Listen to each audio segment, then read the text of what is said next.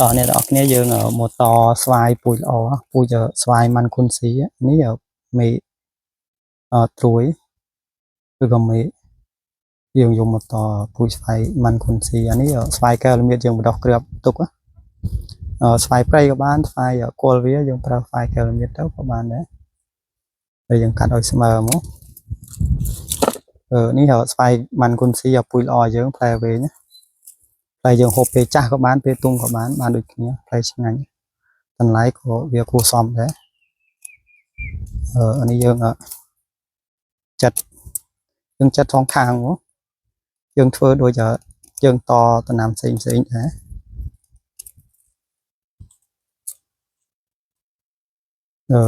អានេះយើងពុះ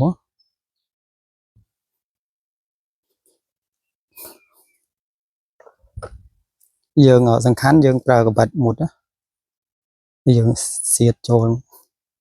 ព្រោះហើយយើងរុំផ្ដាប់រុំខ្ចប់នំឬខ្ចប់ផ្លែឈើយើងរុំរឹតបន្តិចមកយើងរុំពីគល់ឡើងយើងរុំផ្ដាប់រុំអញ្ចឹងវាស្រួលដែរដល់ពេលតែវាចាប់ដើមចាញ់ត្រួយគឺវាចេញទៅលុះថង់ដែលយើងរុំប្រាប់ខ្ចប់នំហ្នឹងវាស្ដើងទៅវាអាចចាក់ទៅលុះបានយើងរុំមកចិត្តចឹងមកនឹងបានហើយយើងធ្វើយើងបដោះទុកច្រើនអញ្ចឹងយើងធ្វើតរហូតណានេះមេហ្នឹងដើមខាងហ្នឹងយើងអាចធ្វើបានមេខាងហ្នឹងយើងកាត់ដល់គល់អញ្ចឹងមកក៏បានកាត់អញ្ចឹង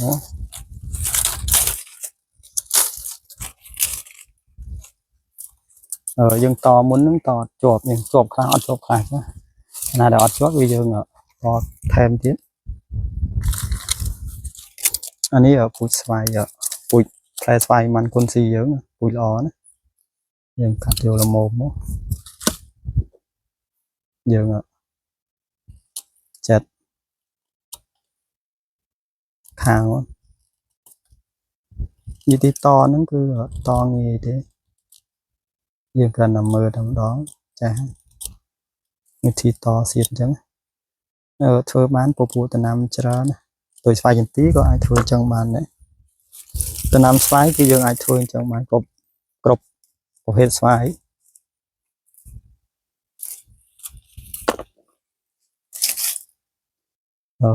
យើងធ្វើសំខាន់គឺ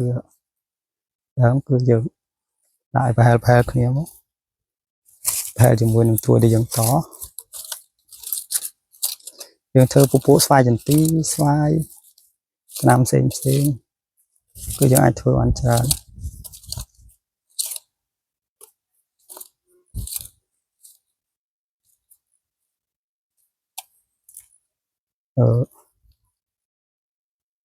ធ្វើអញ្ចឹង